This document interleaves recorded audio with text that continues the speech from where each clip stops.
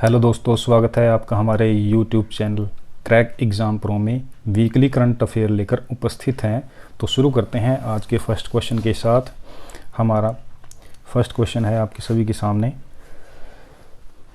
First question है कि सबसे कम उम्र में माउंट एवरेस्ट फतेह करने वाली लड़की पूर्णा किस देश की रहने वाली है? तो वो भारत देश की रहने वाली है। इसके इम्पोर्टेंट फैक्ट्स आप सभी के सामने शेयर करना चाहता हूँ कि जो पूर्णा है वो भारत देश के आंध्र प्रदेश राज्य से संबंधित हैं, यानी कि आंध्र प्रदेश में रहने वाली हैं। आंध्र प्रदेश के अंदर आदिवासी लड़की हैं, जो कि आदिवासी उन्हीं को बोलते हैं, जैसे कि जो जंगल वगैरह में रहते हैं।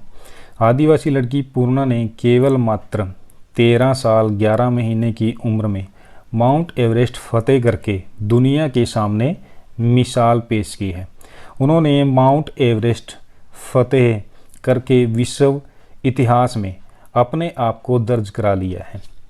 दुनिया की सबसे ऊंची पर्वत चोटी जो कि माउंट एवरेस्ट है, पर भारत का झंडा बुलंद करने वाली आंध्र प्रदेश की निजामाबाद जिले की रहने वाली पूर्णा एक मजदूर की बेटी है। यानी क्या मतलब, इसका मतलब है कि जो पूर्णा है वो आंध्र प्रदेश में ज़िला है निजामाबाद और वहाँ की रहने वाली हैं और कक्षा 9वीं में वो पढ़ती हैं। एक मज़दूर की बेटी हैं। इस मिशन में पूर्णा के साथ उनकी एक सहयोगी, उनकी साथी भी थी, जो कि 9वीं कक्षा की छात्रा हैं और उनका नाम है साधना पल्ली आनंद, भी इस मिशन में पूर्णा के साथ शामिल थी। यह छात्र जो कौन सी छात्रा है? साधना पल्ली आनंद। यह छात्र खम्मम जिले की रहने वाली है, ये भी आंध्र प्रदेश की रहने वाली है और इनके पिता एक साइकिल मैकेनिक हैं। यानी कि जो साधना पल्ली हैं वो एक साइकिल मैकेनिक की बेटी है। दोनों ने, पूर्णा ने और साधना ने 52 दिन की लंबी यात्रा के बाद रविवार सुबह 6 बजे यानी कि रक्षाबंधन के दिन एवरेस्ट पर चढ़ने में सफलता हासिल की। उसके पश्चात नेक्स्ट जो क्वेश्चन है, देश में किस हाईवे पर पहला चार्जिंग स्टेशन बना है? तो ये बना है दिल्ली से चंडीगढ़ या फिर चंडीगढ़ से दिल्ली जाने वाले हाईवे पर। तो इसके इम्पोर्टेंट फैक्ट्स हैं कि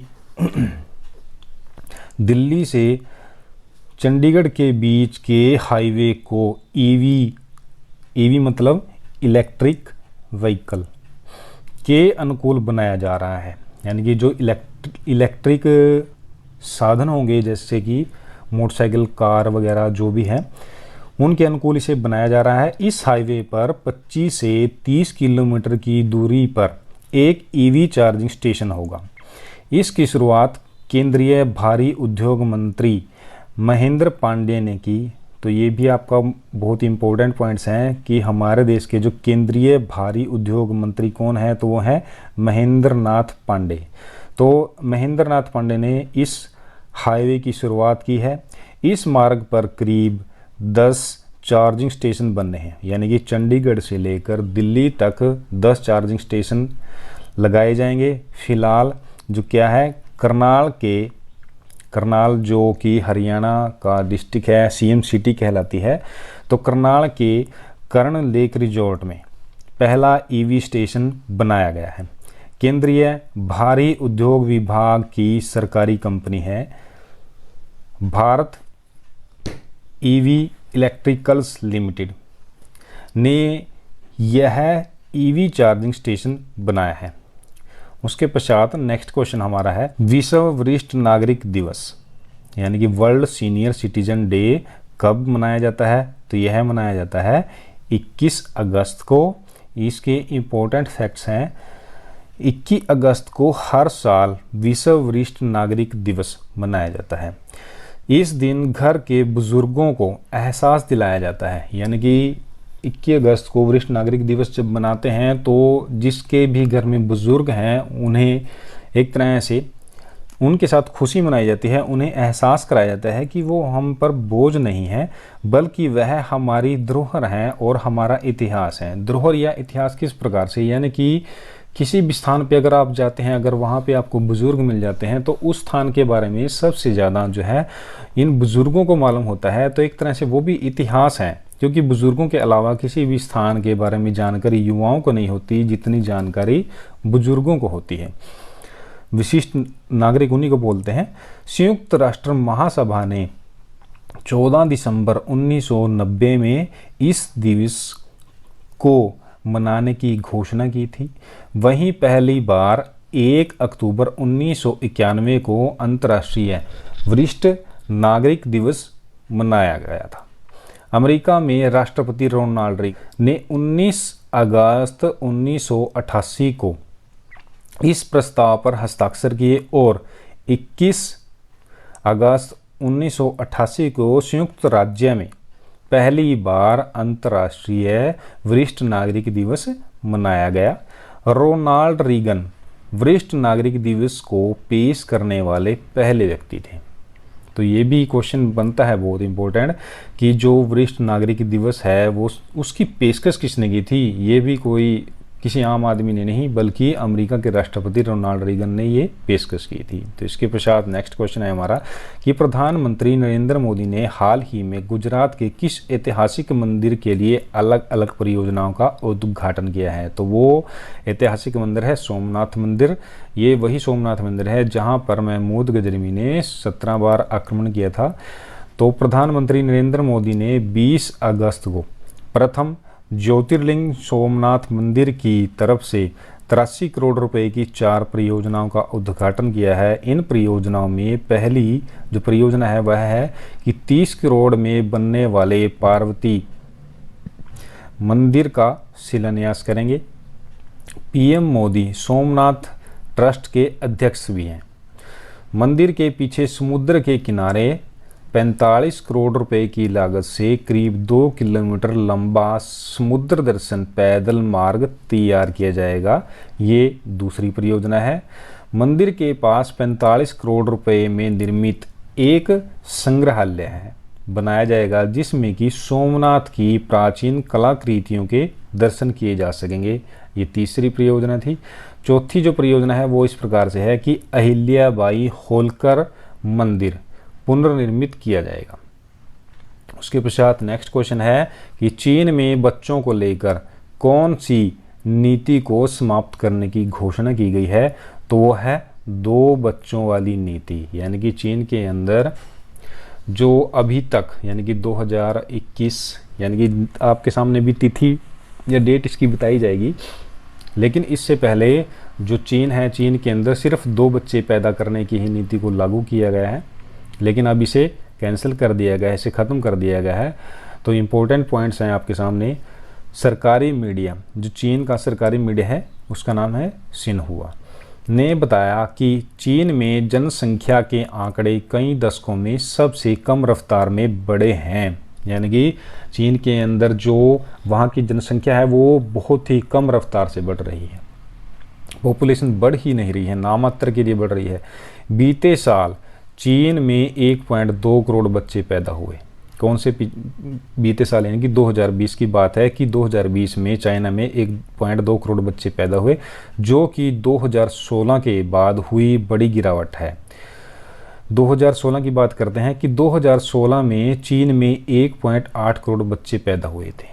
यानी कि जब से नीति अपनाई गई थी तो 2016 में 1.8 करोड़ बच्चे पैदा हुए, लेकिन 2020 में इससे भी कम बच्चे पैदा हुए। कितने बच्चे पैदा हुए 2020 में? 1.2 करोड़ बच्चे पैदा हुए। तो 1960 के बाद में सबसे कम बच्चे पैदा हुए हैं 2020 में 1.2 करोड़।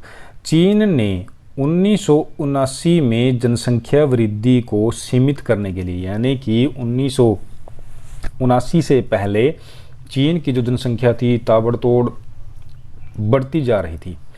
तो चीन ने क्या किया कि 1979 में इस जनसंख्या को सीमित करने के उद्देश्य से 1 चाइल्ड पॉलिसी लागू की। यानी कि चीन के अंदर जो हस्बैंड वाइफ हैं वो सिर्फ एक ही बच्चा पैदा कर सकते हैं, जिसके कारण जनसंख्या के आंकड़े उसी हिसाब से सामने आते रहे। लेकिन अब चीन ने 3 बच्चे पैदा करने की पॉलिसी को अपनी अनुमति प्रदान की है। जिसका मुख्य उद्देश्य है चीन में तेजी से कम होती जन्म दर को रोकना।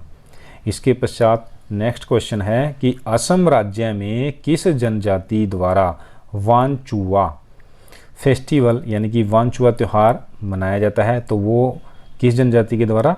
तीवा जनजाति के द्वारा यह मनाया जाता है। उसके पश्चात इम्पोर्टेंट पॉइंट्स हैं इस क्वेश्चन के कि असम राज्य में 18 अगस्त 2021 को जनजाति कौन सी है?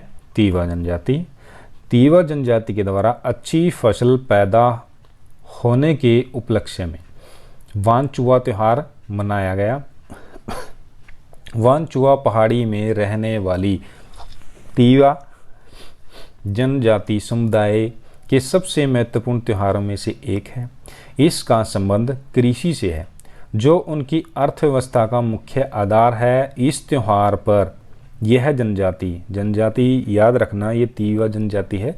तीवा जनजाति इस त्यौहार पे क्या करती है? वो वहाँ के पारंपरिक परिधान पहनती है, जो उनकी पोशाक है पारंपरिक, तो उसे वो पहनती है। उसके पश्चात नृत्य गान किया जाता है, अनुष्ठानों का आयोजन किया जाता है। तीवा जनजाति जो है लालूंग के नाम से भी जानी जाती है, यानी कि तीवा जनजाति तो है, इसके अलावा तीवा जनजाति को और किस नाम से जाना जाता है? लालूंग जनजाति के नाम से। यह है असम तथा मेघालय राज्यों में, कौन कौन से राज्य हैं? असम और मेघालय राज्यों में रहने वाली एक समुदाय है। इसके अलावा यह जो जनजाति है इसकी कुछ आबादी यानी कि कुछ लोग या कहाँ और किस राज्य में बसे हैं, वो अरुणाचल प्रदेश और मणिपुर के कुछ हिस्सों में ही यह पाई जाती है। कहने का मतलब जो तीवा जनजाति है असम और मेघालय में तो रहती है, इसके अलावा सिर्फ और 2 राज्य में भी यह पाई जाती है। किनमें? अरुणाचल प्रदेश में और मणिपुर में। इसके पश्चात नेक्स्ट क्वेश्चन है हमारा कि विश्व मच्छर दिवस वर्ल्ड मॉस्क्यूटो डे 2021 में कब मनाया गया? तो यह मनाया गया 20 अगस्त को। इसके इम्पोर्टेंट फैक्ट्स हैं कि मच्छरों के काटने से होने वाली बीमारी मलेरिया की वजह से हर साल 4,35,000 लोगों की मौत हो जाती है। कितने लोगों की दोस्तों? हर साल मृत्यु हर 4 साल में होती है। हर साल प्रति वर्ष में 4,35,000 लोगों की मौत हो जाती है। विश्व में जागरूकता फैलाने के लिए हर साल 20 अगस्त को विश्व मच्छर दिवस मनाया जाता है। यह दिन ब्रिटिश डॉक्टर सर रोनाल्ड रोज की 1897 में सफलता की खोज का प्रतीक है, यानी कि उन्होंने इसकी खोज की थी, उन्होंने इसमें सफलता प्राप्त की थी। किसने? डॉक्टर रोनाल्ड रोज ने, जो कहाँ के रहने वाले हैं? ब्रिटिश यानी कि ब्रिटेन के, ग्रेट ब्रिटेन बोलते हैं। उन्होंने पाया कि इंसानों के बीच मलेरिया का फैलाव मादा मच्छर के काटने से होता है, यानी कि जो मलेरिया नामक बीमारी है मच्छरों के काटने से होती है। ये कौन से मच्छर के काटने से होती है? मादा मच्छर के, यानी कि फीमेल मच्छर के काटने से। मच्छर जानलेवा बीमारियों जैसे कि डेंगू, जीका वायरस, चिकुनगुनिया और मलेरिया फैलाने के लिए जिम्मेदार हैं। 20 अगस्त 2021 का थीम मलेरिया के 0 लक्ष्य तक पहुंचना है, यानी कि जो 20 अगस्त 2021 को मच्छर दिवस मनाया गया, तो इसका थीम क्या रखा गया कि मलेरिया का जो प्रभाव है या मलेरिया फैल रहा है उसको हमने बिल्कुल ख़त्म करना है। हमारा लक्ष्य है कि मलेरिया को बिल्कुल जड़ से ख़त्म किया जाए। इसके पश्चात हर साल 219 मिलियन लोगों के मलेरिया के प्रभाव में आने की आशंका जताई जाती है। मलेरिया वर्तमान में 100 से भी ज़्यादा देशों में मौजूद है। तो इसके पश्चात नेक्स्ट क्वेश्चन है कि भारत का पहला स्मोग टावर किस शहर में स्थापित किया गया? तो यह स्थापित किया गया है दिल्ली शहर के अंदर। केंद्र शासित प्रदेश दिल्ली के हार्ट कहे जाने वाले, यानी कि जैसे दिल्ली के बारे में बोला जाता है ना, दिल्ली दिल वालों की, तो दिल्ली का जो हार्ट है वो किसे कहा जाता है? कनॉट पैलेस को। कनॉट प्लेस में दिल्ली के जो मुख्यमंत्री हैं वो हैं केजरीवाल के द्वारा देश के पहला स्मोक टावर का उद्घाटन किया गया। ये क्यों किया गया है? प्रदूषण की बढ़ती समस्या से निजात पाने के लिए, यानी कि प्रदूषण को कम करने के लिए, ख़त्म करने के लिए इसे स्थापित किया गया है।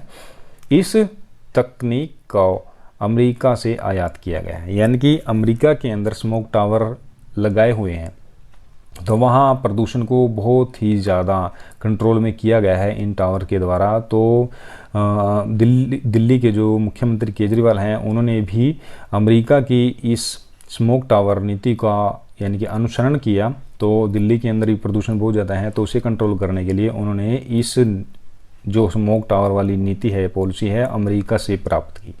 तो यह टावर क्या करता है, 24 मीटर ऊंचा है, यानी कि इसकी ऊंचाई कितनी है, 24 मीटर। यह 1 किलोमीटर के दायरे की हवा को खींचेगा। क्या करेगा, जो जहाँ पे भी यह टावर लगाया गया, यानी कि कनॉट पैलेस में लगाया, तो उस कनॉट पैलेस के 1 किलोमीटर की जो प्रदूषण वाली हवा है उसे अपनी तरफ खींचेगा, और उसके पश्चात क्या करेगा उस हवा का, तो जो स्मोक टावर के नीचे के पंख हैं उससे शुद्ध हवा को रिलीज करेगा। गंदी हवा, प्रदूषण वाली हवा को तो ये खींचेगा और पंखों से शुद्ध हवा को फेंकेगा। इसकी हवा की साफ करने की जो क्षमता है वो कितनी है, 1000 क्यूबिक मीटर प्रति सेकंड, यानी कि 1 सेकंड में 1000 क्यूबिक मीटर हवा को ये शुद्ध करेगा। इस पर करीब 20 करोड़ की लागत आ चुकी है। तो मुख्यमंत्री केजरीवाल ने ये कहा है, अगर यह नीति, कौन सी, स्मोक टावर वाली, इससे अगर प्रदूषण पे काफ़ी हद तक अगर कंट्रोल मिला, नियंत्रण हो पाया, तो वो इसे आगे भी जारी रखेंगे। अगर इसके द्वारा कोई फ़ायदा दिखता हुआ नहीं दिखाई दिया तो वो और किसी नीति को अपनाएंगे। तो इसके पश्चात नेक्स्ट क्वेश्चन है हमारा कि भारत द्वारा किस देश की सीमा के पास भारत के सबसे ऊंचे हर्बल पार्क का उद्घाटन किया गया है, तो वो कौन सा है, चीन देश। भारत ने चीन की सीमा के करीब सबसे ऊंचाई वाले हर्बल पार्क का उद्घाटन कब किया है, 21 अगस्त 2021 को। उत्तराखंड के चमोली जिला है, और चमोली जिले में कौन सा गांव है, माणा गांव है। इस गांव में यह सबसे ऊंचाई पर हर्बल पार्क बनाया गया है। हर्बल पार्क की ऊंचाई 11,000 फीट है। माणा गांव चीन की सीमा के पास भारत का अंतिम गांव है, और बद्रीनाथ मंदिर जो है, बद्रीनाथ के प्रसिद्ध हिमालय मंदिर से सटा हुआ है। यह हर्बल पार्क में लगभग 40 प्रजातियां पाई जाती हैं। जो ये हर्बल पार्क 11,000 फीट की ऊंचाई पर स्थापित किया गया, बनाया गया है, तो इसमें कितनी प्रजातियां पाई जाती हैं, 40 प्रजातियां। इन 40 प्रजातियों में मुख्य प्रजातियां आपके सामने रखने की कोशिश की है।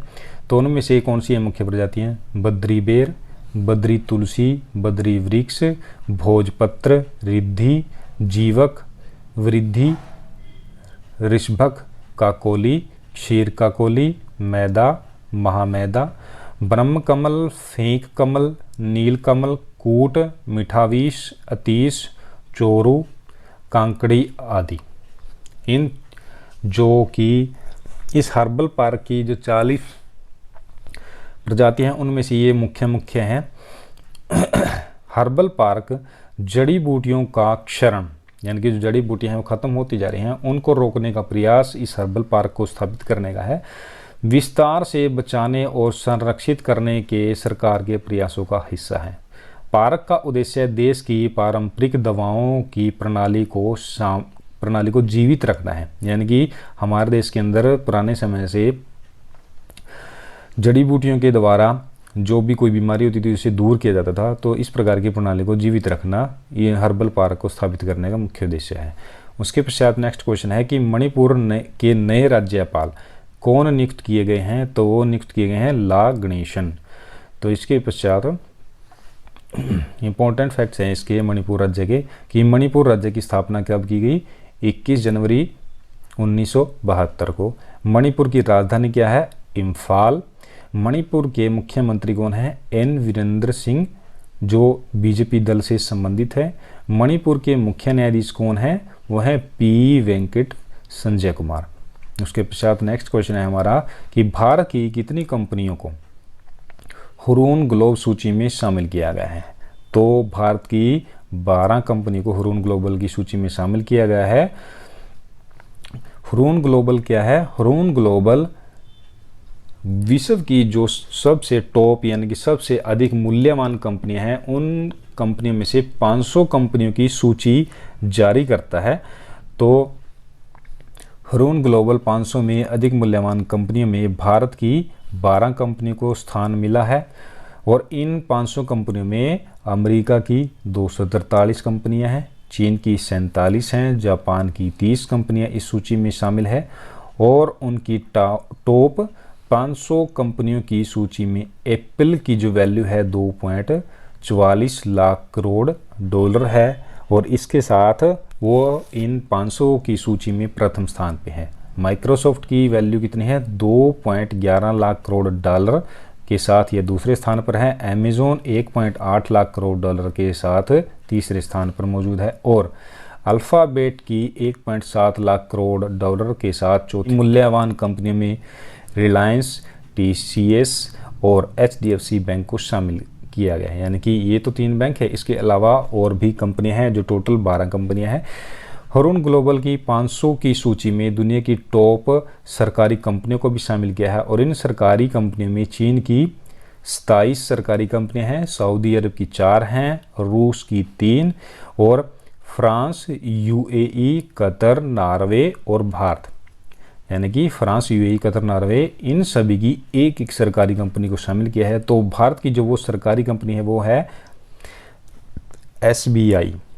यानी कि भारत में जितनी भी सरकारी कंपनियां हैं, जो सबसे मूल्यवान कंपनियां हैं, उनमें से सिर्फ एसबीआई को ही हरून ग्लोबल की 500 की सूची में शामिल किया गया है। उसके पश्चात नेक्स्ट क्वेश्चन है कि फेसबुक कंपनी ने भारत में किस स्कीम की घोषणा की है? तो वो है लघु व्यवसाय ऋण पहल। सेक्टर की दिग्गज कंपनी फेसबुक ने अब लोन सेक्टर में हाथ बढ़ाए हैं। कंपनी ने दुनिया में पहली बार भारत के लिए small business loan initiative scheme की घोषणा की है। इस स्कीम के लिए फेसबुक कंपनी ने इंडिफी के साथ साझेदारी की है। स्कीम के लिए लोन इस कंपनी की ओर से उपलब्ध कराया जाएगा। यानी कि आपको अगर लोन लेना है तो वो लोन कौन देगा? इंडिफी कंपनी देगा और इसके साथ फेसबुक ने साझेदारी कर रखी है।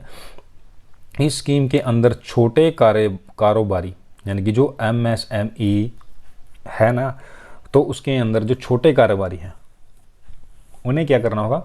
बिना किसी चीज़ को गिरवी रखे, यानी कि जैसे कि आप बैंक से लोन लेते हैं तो आपको कोई ना कोई अपने घर के डॉक्यूमेंट जैसे कि बोल लेते हैं रजिस्ट्री वगैरह या कोई मूल्यवान चीज़ जैसे कि सोना वगैरह इस प्रकार का कुछ सामान गिरवी रखना होता है बैंक के पास, तो बैंक आपको वो उसके बदले में लोन प्रदान करता है और जब आप वो लोन चुका देते हैं तो उसके पश्चात वो आपकी जो चीज़ है कीमती या रजिस्ट्री या डॉक्यूमेंट्स वगैरह वो आपको वापस कर दिए जाते हैं बैंक के द्वारा। तो इस प्रकार की कोई भी चीज़ आपको गिरवी रखने नहीं पड़ेगी। तो क्या इसके पश्चात कह रहे हैं कि आपको जो लोन मिलेगा इसके द्वारा तो वो है 5 लाख से 50 लाख रुपए तक का बिना किसी चीज़ को गिरवी रखे और इस लोन पर 17 से 20% की दर से आपको ब्याज देना होगा। अप्लाई करने वालों को INDP लोन एप्लीकेशन को भरना होगा और इस प्रोसेसिंग पर किसी भी प्रकार की फीस नहीं देनी होगी। इसके पश्चात नेक्स्ट क्वेश्चन है कि ओणम त्यौहार किस राज्य में मनाया जाता है? तो यह मनाया जाता है केरल राज्य में। ओणम त्यौहार को मंदिरों की अपेक्षा घरों में मनाया जाता है। यानी कि ज़्यादातर त्योहारों के बारे में बोला जाता है कि जो भी मनाते हैं तो वो मंदिरों में मनाते हैं, उसके साथ साथ घरों में भी मनाया जाता है। लेकिन ओणम त्यौहार एक ऐसा त्यौहार है जो मंदिरों की अपेक्षा सिर्फ घरों में ही मनाया जाता है। कहा जाता है कि महाबली नाम के एक असुर राजा थे, इसी के स्वागत में लोग ओणम त्यौहार मनाते हैं। लोग इसे फसल और उपज के लिए भी मनाते हैं। यह त्यौहार केरल में 10 दिन तक मनाया जाता है। ओणम को तिरुओणम भी कहा जाता है, यानी कि ओणम जो त्यौहार है केरल में मनाया जाता है, लेकिन इस ओणम के साथ साथ इसे तिरुओणम भी कहते हैं।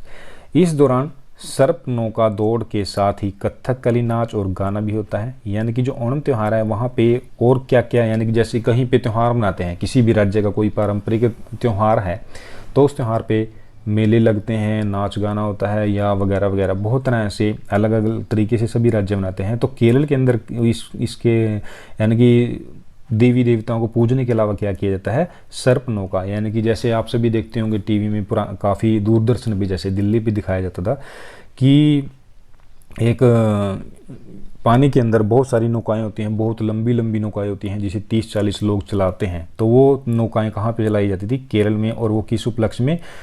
ओणम त्यौहार मनाने के उपलक्ष्य में मनाया जाता है। और वहाँ जो केरल राज्य है, केरल राज्य का पारंपरिक नाच कौन सा है? कथकली है। इस त्यौहार के पहले 8 दिन फूलों की सजावट का कार्यक्रम चलता है। 9वें दिन हर घर में भगवान विष्णु की मूर्ति बनाई जाती है। 9वें दिन की बात है कि भगवान विष्णु की मूर्ति बनाई जाती है, उनकी पूजा अर्चना की जाती है। शाम को क्या किया जाता है, इसके साथ मैं बता दूं आप सभी को कि शाम को वहाँ पे केरल में, यानी कि जो त्यौहार मनाते हैं ना सभी अपने घरों में, तो वो क्या करते हैं, शाम को गणेश जी और श्रावण नाम के देवता की मूर्ति स्थापित करते हैं और सारी रात उनकी पूजा अर्चना की जाती है। और सुबह के समय उन्हें पानी में विसर्जित कर दिया जाता है, जो गणेश जी की मूर्ति होती है। त्यौहार को इसकी नौका दौड़ के लिए भी जाना जाता है। बहुत सारे लोग ये भी कहते हैं कि जो ये त्यौहार है ना ओणम, तो वो किस लिए मनाया जाता है इस त्यौहार पे? क्योंकि यहाँ इस दिन जो है नौकाएं चलाई जाती है, लेकिन ये मनाया जाता है सिर्फ फसल के लिए। इसके अलावा इस पर्व पर एक खास व्यंजन को भी सभी घरों में मनाया जाता है, यानी कि इस दिन इस त्यौहार पे केरल के हर घर के अंदर एक ही व्यंजन आपको मिलेगा। तो वो कौन सा है? वल्लसन, जो कि एक तरह से केले के द्वारा बनाया गया पकवान है। इसके साथ साथ मैं आपको बता दूं, जो ये केला है जिससे वल्लसन नामक व्यंजन बनाया जाता है केरल में ओणम के त्यौहार पे, तो यह केला सिर्फ और सिर्फ केरल में ही पैदा किया जाता है। भारत के जितने भी राज्य हैं, और किसी राज्य में ये वाला केला जिससे वल्लसन बनता है ना, किसी और राज्य में आपको नहीं मिलेगा, सिर्फ केरल राज्य में ही ये मिलेगा। इसके पश्चात हमारा क्वेश्चन है, किस मंत्रालय ने आज़ादी का अमृत महोत्सव मनाया? तो वो मनाया है केंद्रीय सूचना एवं प्रसारण मंत्रालय के द्वारा। भारत की आज़ादी के 75 साल पूरे होने की स्मृति में केंद्रीय एवं सूचना मंत्रालय के द्वारा 23 अगस्त से 29 अगस्त, यानी कि 23 अगस्त से लेकर 29 अगस्त तक आज़ादी का अमृत महोत्सव मनाने के लिए विभिन्न कार्यक्रमों का आयोजन किया जाएगा। और इन आयोजनों में से एक है कि इस महोत्सव को मनाने के लिए एक मंच दिया है जहां आप राष्ट्रगान रिकॉर्ड करके भेज सकते हैं। राष्ट्रगान रिकॉर्ड कैसे करना है, इसके लिए भी एक, यानी कि कहा गया है कि अगर आपको राष्ट्रीय गान रिकॉर्ड करना है, वीडियो बनानी है, तो वो आपको खड़े होकर बनानी है। और ये जो आप वीडियो रिकॉर्डिंग करेंगे उसे कहाँ पे आपको भेजना है, उसे कहाँ पे सेंड फॉरवर्ड करना है, तो यह करनी है आपको राष्ट्रगान.in वेबसाइट पर, जहां आपको अपना राष्ट्रगान रिकॉर्ड करना होगा। और राष्ट्रगान का बेहतर वीडियो बनाने वालों को 2 बड़े मौके मिलेंगे। कौन से वो 2 मौके हैं? पहला, उन्हें भारत के नामी गीतकारों संगीतकारों के साथ नए गाने में गाने का या फिर आने का मौका मिलेगा, यानी कि कोई बड़ा गीतकार होगा जो वो नया गाना अपना रिकॉर्ड कर रहा है, निकालने वाला है एल्बम, जो उसमें से एक गाने में आपको लिया जाएगा, जो सबसे बेहतर वीडियो बनाएंगे। उसके साथ दूसरा मौका है, दूसरा सबसे बेहतर है कि 100 वीडियो, यानी कि जो पूरे देश के अंदर से जितनी वीडियो भेजी जाएंगी राष्ट्रगान.in वेबसाइट पर, तो उनमें से सबसे टॉप की जो 100 वीडियो होंगी उन्हें टीवी के जो भी मुख्य चैनल होंगे उन पर रिलीज़ किया जाएगा।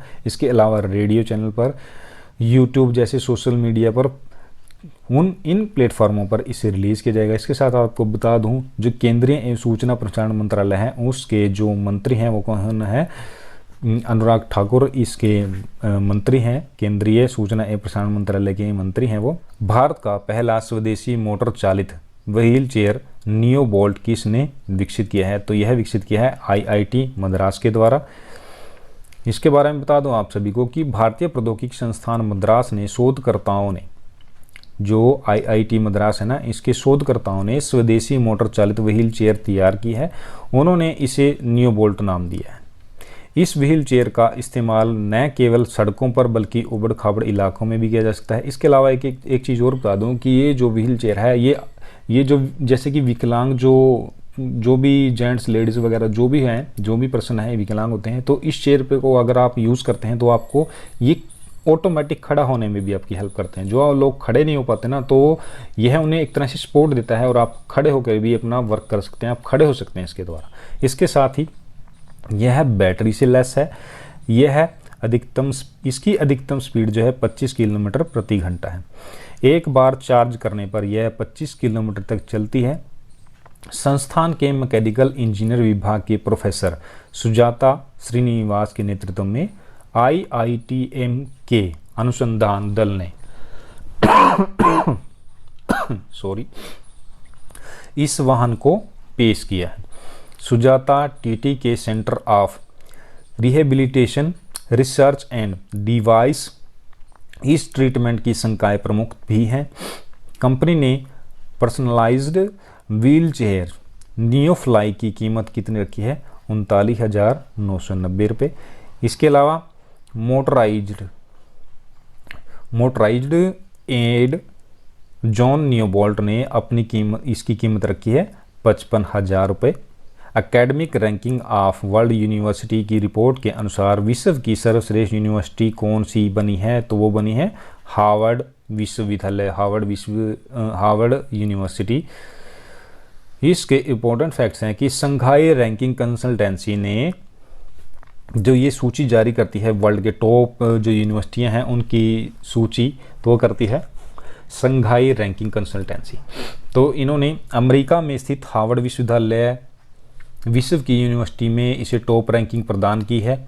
यह प्रथम स्थान पे है। स्टैनफोर्ड विश्वविद्यालय को द्वितीय स्थान दिया गया है। कैम्ब्रिज विश्वविद्यालय को तृतीय स्थान प्रदान किया गया है।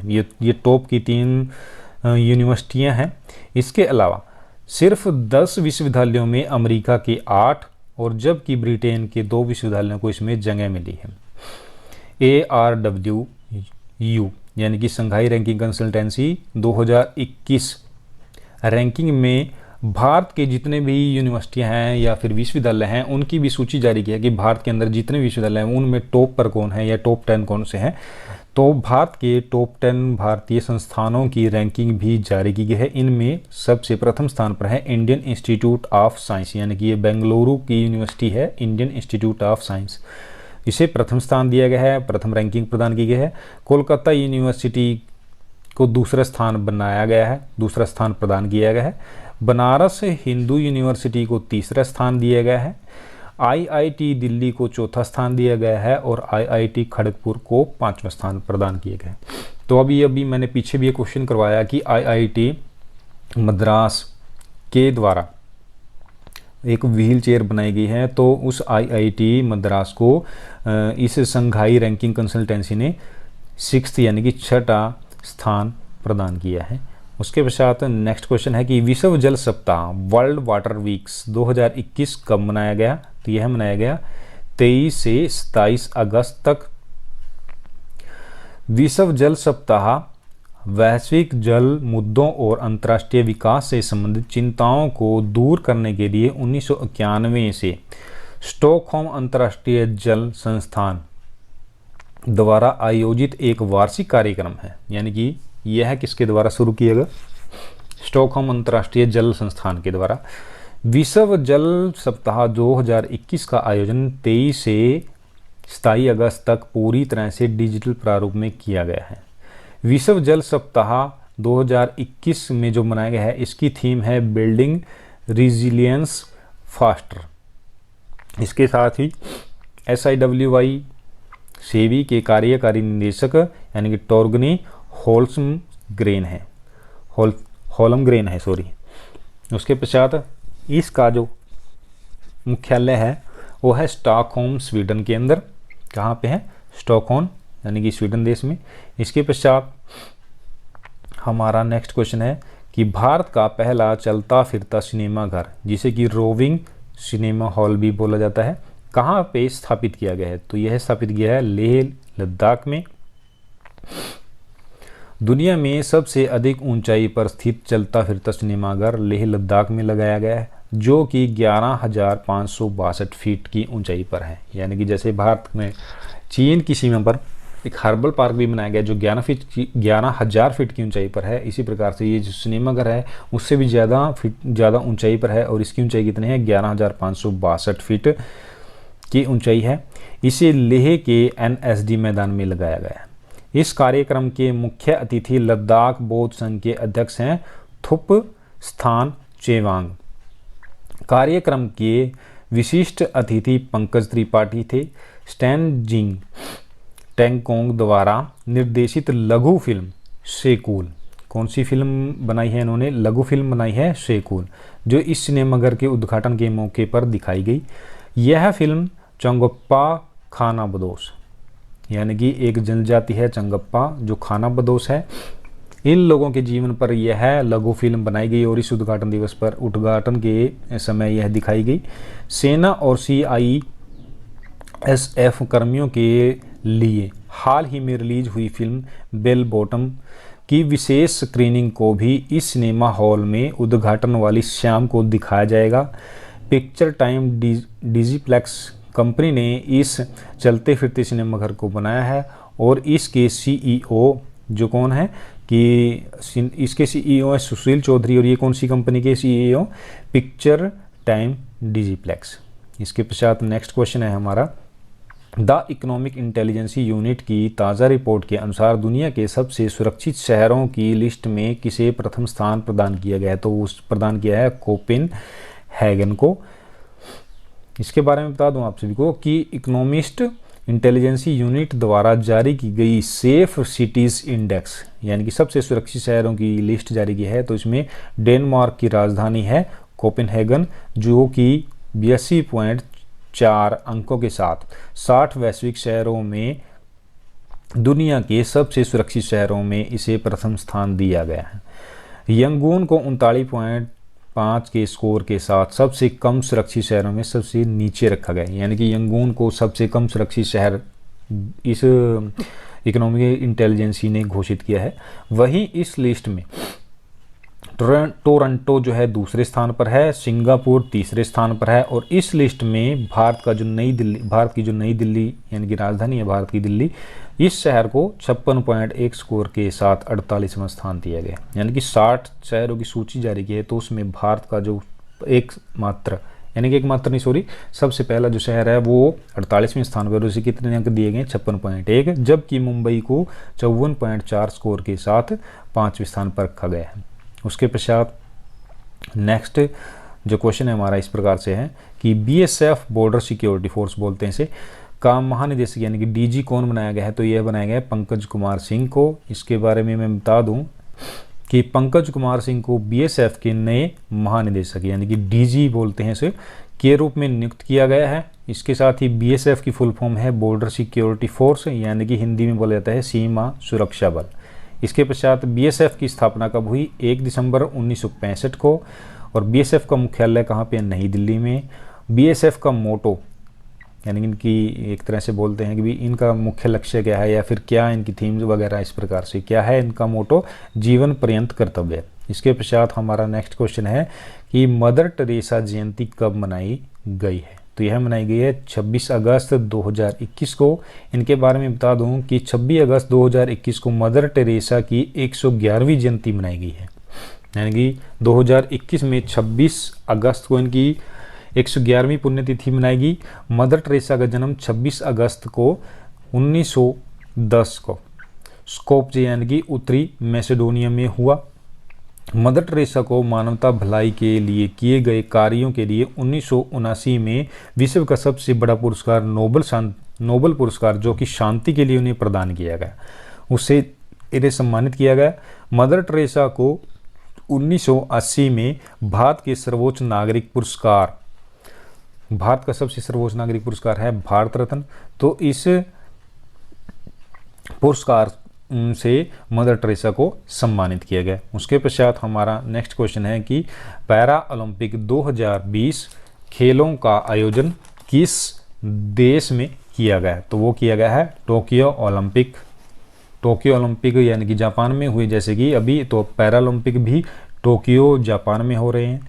उसके पश्चात बता दूं मैं इसके बारे में कि टोक्यो जापान में पैरालंपिक 2020 के खेलों का आयोजन किया गया है, यानी कि 2020 में ये टोक्यो जो पिछले अभी ग्रीष्मकालीन हुए और इसके साथ ये पैरालंपिक जो खेल हो रहे हैं टोक्यो की जापान की राजधानी टोक्यो के अंदर, तो ये 2020 में होने थे, लेकिन कोरोना महामारी के कारण इन्हें 2021 में करवाया जा रहा है, लेकिन कहलाएंगे कौन से? 2020 के पैरालंपिक। तो इसका आयोजन टोक्यो जापान में किया जा रहा है। इन खेलों में भारत की तरफ से 54 खिलाड़ी शामिल हुए हैं। मरियप्पन थांगवेलु की जगह एशियाई खेलों के स्वर्ण पदक विजेता टेकचंद इस उद्घाटन समारोह में भारत के नए ध्वजवाहक होंगे। 2020 पैरालंपिक का 16वां संस्करण है, यानी कि इससे पहले ये जो पैरालंपिक खेल हैं ये 15 बार मनाए जा चुके हैं, तो अब ये 16वीं बार मनाए जा रहे हैं। तो 2020 टोक्यो पैरालंपिक की शुभंकर कौन है? सोमाटी है। पहला ग्रीष्मकालीन पैरालंपिक कब बनाया गया था? 1960 में। और रोम, इटली की जो कैपिटल है वो है रोम, तो रोम के अंदर सबसे पहला पैरालंपिक खेल मनाया गया। तो आशा करता हूँ आप सभी को हमारी ये वीडियो पसंद आई होगी। तो वीडियो को लाइक कीजिए, शेयर कीजिए, कमेंट कीजिए और इसी प्रकार की वीडियो पाने के लिए हमारे YouTube channel crack exam pro को सब्सक्राइब कीजिए। धन्यवाद। जय हिंद, जय भारत।